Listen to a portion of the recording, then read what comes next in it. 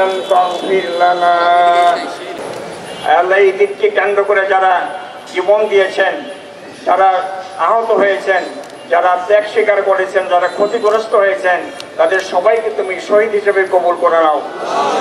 আল্লাহ তাদের ক্ষতিগ্রস্ত পরিবারের ক্ষতি পুষিয়ে নাও তৌফিক তুমি দান করো। আল্লাহ শুধু এই দিনই নয়, বাংলাদেশের অধিকার আদায়ের জন্য যত মানব যত সময়ে জীবন দিয়েছেন তাদের সবাইকে শহীদ হিসেবে কবুল করে নাও। তাদের সবাইকে তুমি শাহাদাতের মর্যাদা দান করো, বাংলাদেশের রহমত নাজিল করো।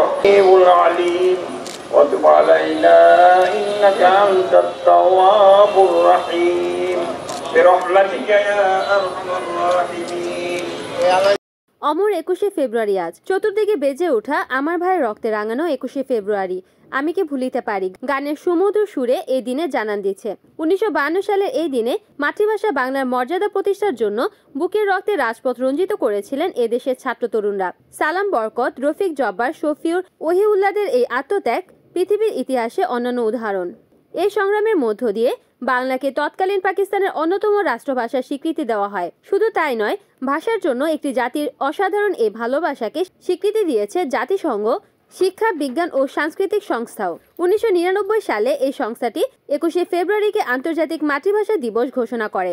এরপর থেকে বিশ্বের 188টি দেশে একযোগে যথাযোগ্য মর্যাদায় দিবসটি পালিত হচ্ছে। অমর ভাষা শহীদদের স্মরণে শহীদ মিনারে শ্রদ্ধা নিবেদন করেন প্রশাসন, রাজনীতিবিদ সহ সকল শ্রেণী পেশার নারায়ণগঞ্জবাসী।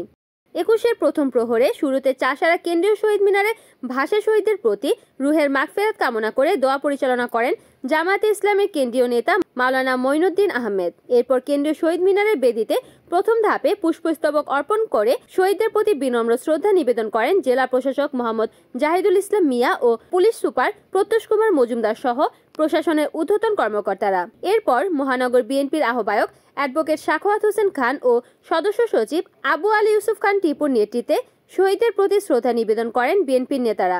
এরপর ব্যবসায়ী সংগঠন, পেশাজীবী সংগঠন সহ অন্যান্য রাজনৈতিক সংগঠনের নেতৃবৃন্দ পুষ্পস্তবক অর্পণের মাধ্যমে শহীদদের প্রতি শ্রদ্ধা নিবেদন করেন। রিপোর্ট করেছেন সাগর খান, NN টিভি, নারায়ণগঞ্জ।